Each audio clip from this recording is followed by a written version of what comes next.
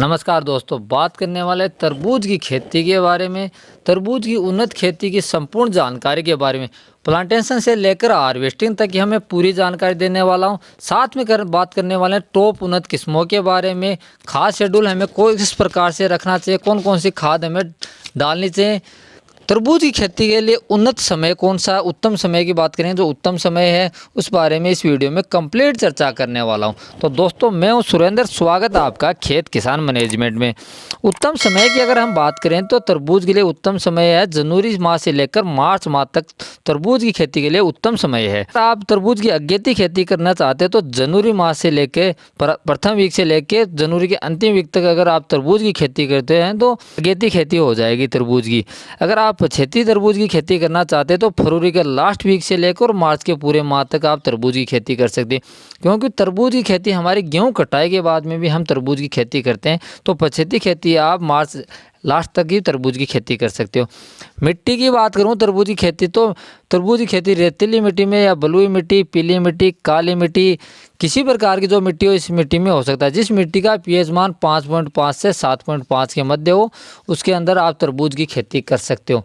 सबसे उपयुक्त मिट्टी की अगर मैं बात करूं तो बलुई मिट्टी और दोमट मिट्टी तरबूज की खेती के लिए सबसे उपयुक्त होती है, लेकिन उसमें हमें सिंचाई थोड़ी सी ज़्यादा करनी होगी। गर्म मौसम की यह फसल है। जलवायु की तापमान की अगर मैं बात करूं तो तापमान हमें 18 डिग्री से लेकर 40 डिग्री तापमान तक हम तरबूज की खेती कर सकते हैं। दोस्तों, खेत की तैयारी करते समय हमें खेत में गहरी जुताई करवानी चाहिए। 1 एकड़ की बात करूं तो 1 एकड़ में 2 ट्रॉली गोबर की सड़ी गली खाद, 100 kg SSP, 50 kg DAP, 20 kg MOP यानी पोटास और 2 kg प्रोपिलीन 0.3% वाली, हमें इनको सभी को मिक्स करके हमें बेड प्रिपरेशन करते हैं उसमें बेड में डालेंगे और बेड मेकर की सहायता से हमें बेड बनानी है। बेड से बेड की दूरी की बात करूं तो बेड से बेड की दूरी आप रख सकते हो 4 से 5 फुट के बीच में, और लाइन से पौधे की दूरी रखनी चाहिए हमें दोस्तों 1.5 से 2 फुट के बीच में। उन्नत किस्मों की अगर मैं बात करूं तो उन्नत किस्मों में आप लगा सकते हैं सागर सीड्स का सागर किंग, बहुत ही अच्छी और लाजवाब वैरायटी है, शानदार उत्पादन निकलता है। दूसरे नंबर वैरायटी की अगर मैं बात करूं तो निमन्स का आप मिक्स लगा सकते हैं, इसका भी रिजल्ट बहुत ही शानदार और लाजवाब है। तीसरी वैरायटी की बात करें तो आप सेमिनस का माधव लगा सकते हैं। ये वैरायटी मैं भी लगा रहा हूँ, बहुत ही लाजवाब और शानदार रिजल्ट मिलने वाला है। इसका उत्पादन भी बहुत ही शानदार, और फल की साइज़ की बात करूँ तो 7 से 8 kg फल की साइज़ देखने को मिलती है।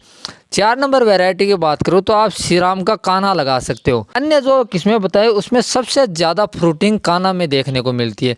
साथ में इसका खाने का स्वाद भी बहुत ही शानदार और लाजवाब है, खाने के लिए बहुत ही उत्तम वैरायटी है। तो दोस्तों, इसका चुनाव भी आप कर सकते हैं।